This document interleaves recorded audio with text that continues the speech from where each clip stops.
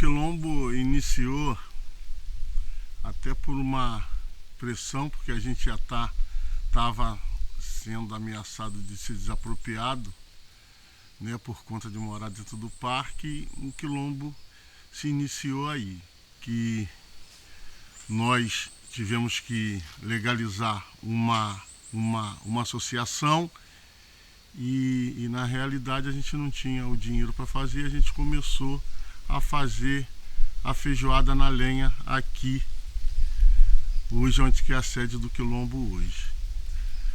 E isso foi em 2002, né, que se iniciou o Quilombo, e nós começamos a fazer a cultura afro-brasileira, né? Iniciamos com a feijoada, mais tarde chegou a capoeira, né, uns 6 meses depois, e depois chegou o samba.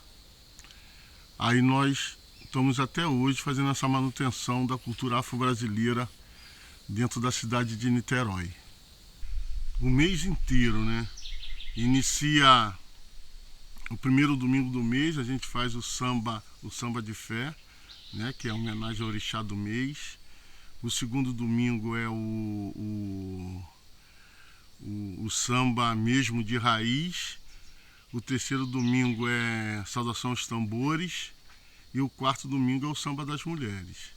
E o último sábado do mês a gente faz o samba da comunidade, né, que é um samba que é um projeto de 15 anos, que a gente faz aqui para dar acessibilidade às pessoas que não podem pagar couvé, enfim. Aí a gente faz esse samba gratuito e a feijoada mais em conta.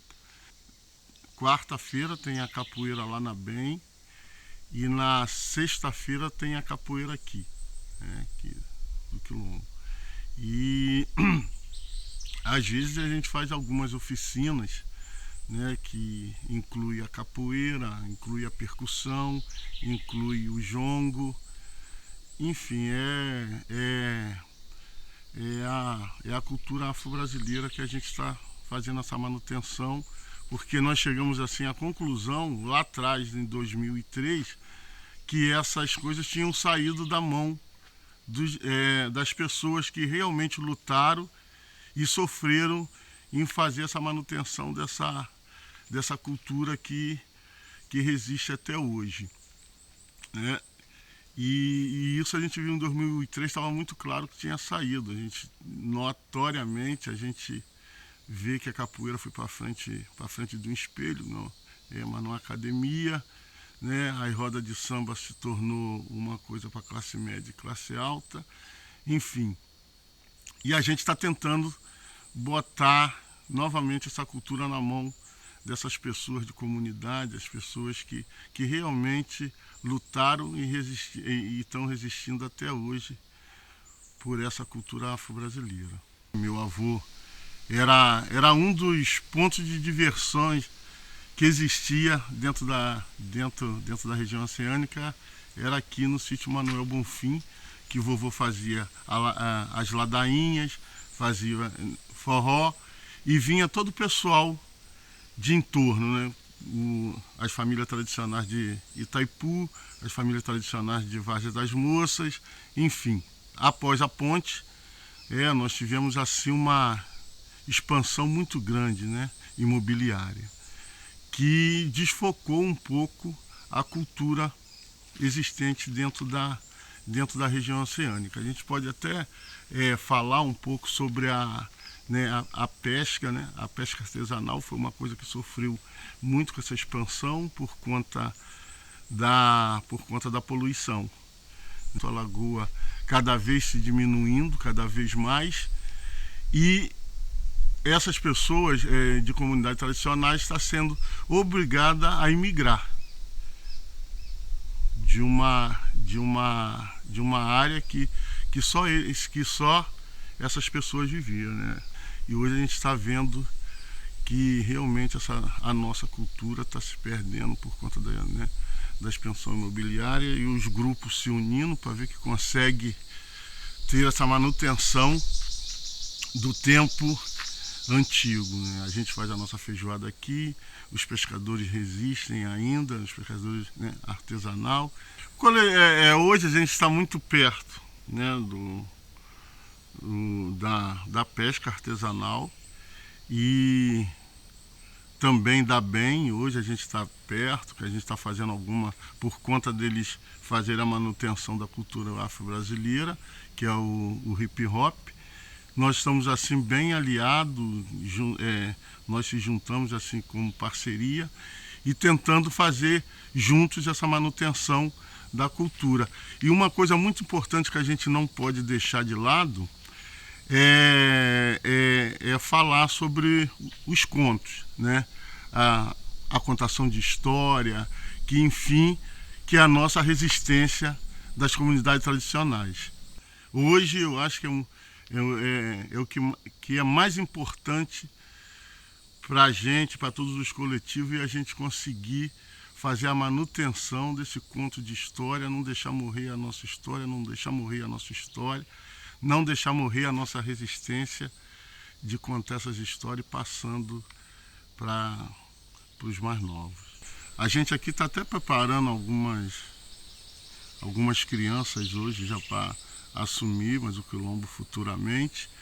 E isso é muito importante, a gente não deixar essa cultura terminar por conta de pessoas que dê seguimento a ela. A minha sobrinha, mas é um exemplo muito grande, que ela iniciou aqui, nova, e hoje ela já atravessou fronteiras, né? Ela conheceu já Europa, a Sri Lanka, quer dizer, já foi para vários lugares, para a França, para a Alemanha.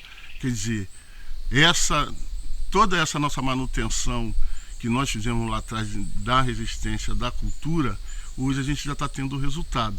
E a gente está preparando outros aí para assumir, não como a gente está falando do samba, mas para assumir a capoeira, para assumir o jongo futuramente, que realmente a gente não pode deixar.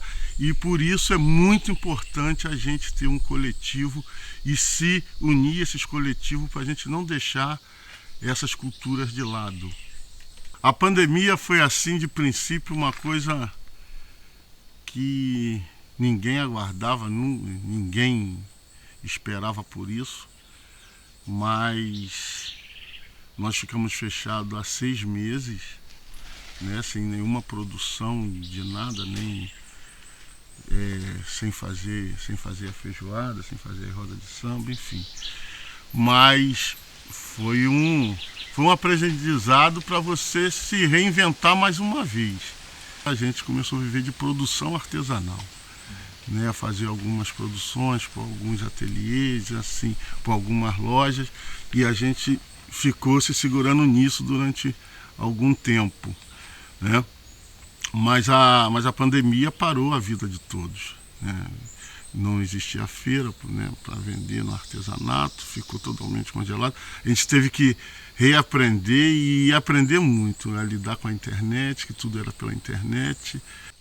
Mas hoje a gente está vivendo ainda, né, reinventando. A gente está voltando o samba devagar, a gente está montando o site para as pessoas se inscreverem, e quando dá aquele número de pessoas a gente termina ali, que fala assim, ó, não tem mais, agora só no próximo samba, e a gente vai tocando a nossa vida assim. A capoeira ainda nem voltou, mas está voltando devagar, está voltando só com ritmo, por conta do contato físico, né? A gente está fazendo aqui todas as sextas-feiras só ritmo da capoeira, ritmo da cantiga, e o samba está retornando devagar, com 40, 50 pessoas. Uma coisa que eu estou vendo que está cada vez mais perto é a gente realmente explorar o turismo de comunidade dentro da nossa região, né? A gente tem uma política pública que incentive isso, esse turismo, né, de coletividade, de passar em todas as comunidades, e a gente tem aqui uma potência muito grande, que é o Caminho de Darwin, que a gente pode usar também. É um sonho assim que eu espero que vire realmente realidade, é a gente conseguir fazer isso. Não só o quilombo está lá no destaque diferenciado das outras comunidades, todas as comunidades se apropriar dessa ideia e a gente fazer um turismo assim bem coletivo, né? Uma passagem em todas as comunidades, todo mundo poder contar a história da sua comunidade, todo mundo contar principalmente a resistência em estar ali, morando ali ainda, né? Porque a gente está virando aqui uma cidade já, né? dentro da região oceânica, e é muito importante a gente conseguir fazer esse trabalho dentro da região oceânica, que tem assim, mas um potencial muito grande, e as comunidades não estão tendo essa política pública e esse incentivo para fazer esse trabalho que vai se tornar um trabalho muito bonito para dentro da nossa cidade.